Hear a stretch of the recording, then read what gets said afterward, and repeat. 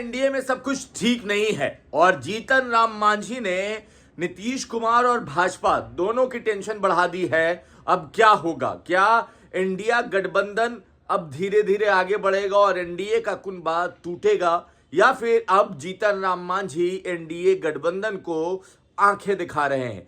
पूरा मामला क्या है हम आपको एक एक करके बताएंगे। आप देख रहे हैं द इंटरव्यू इंडिया, मेरा नाम हमजा है। अब बताते हैं हम आपको। कल जीतन राम मांझी कल जहानाबाद में थे, वो एक सभा कर रहे थे। उस सभा में जीतन राम मांझी ने कुछ ऐसी बातें बोल दी कि नीतीश कुमार से लेकर बीजेपी दोनों परेशान हो गई। और बातें क्या थी कि हमारे कार्यकर्ता चाहते हैं कि हम 40 सीट पे लड़े, मगर हम कम से कम 20 सीट पे लड़ेंगे। अब बताइए, 20 सीट पे जीतन राम मांझी को 20 सीट 2025 के विधानसभा चुनाव में चाहिए। टोटल सीट 243 है, पार्टी 5 है। पहली जदयू, दूसरी भाजपा, तीसरी चिराग पासवान, चौथी जीतन राम मांझी, पांचवी उपेंद्र कुशवाहा की पार्टी। अब देखिए जिच्ची फिर चिराग कितना लेंगे, भाजपा कितना लेगी, जदयू कितना लेगी, ये सारी बातें अपनी जगह पे हैं। मगर समझिए कि अभी से ही राग लापना कि हम 20 सीट पे लड़ेंगे, कहीं जीतन राम मांझी प्रेशर पॉलिटिक्स ज्यादा तो नहीं कर रहे। और उसके बाद की एक और लाइन, जो उस लाइन में और ज्यादा प्रेशर छिपा है, वो लाइन कि आने वाले कुछ समय के अंदर हम महाजुटान करेंगे अपने कार्यकर्ताओं की गांधी मैदान में।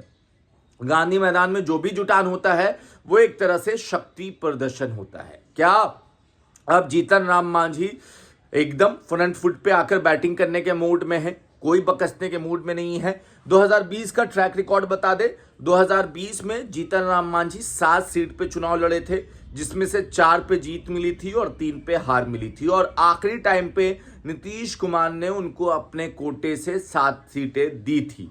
2020 में जब वो उनको आरजेडी ने महागठबंधन से हटा दिया था, या आपकी कह लीजिए कि जीतन राम मांझी हट गए थे, उसके बाद ये कुछ हुआ था।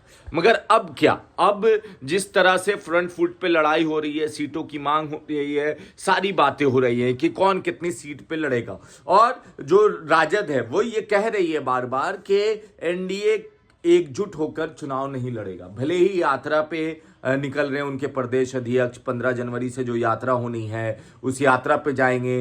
नीतीश कुमार, भाजपा सब कह रही है कि ऑल इज वेल है। मगर क्या ऑल इज वेल है? क्या अब चिराग पासवान कितनी सीट लेंगे? जीतन राम मांझी जितनी सीट लेंगे उससे ज्यादा डबल ट्रिपल तो चिराग पासवान सीट मांगेंगे। तो क्या चिराग 50 सीट पे लड़ेंगे? तो बाकी सीटें आएंगी कहां से? अब भाजपा के लिए सबसे बड़ी सरदर्द बात यह है कि कौन कितनी सीट पे लड़ेगा। और इसी को लेकर जीतन राम मांझी ने कल जो बिगुल फूका है उससे एनडीए टेंशन में है।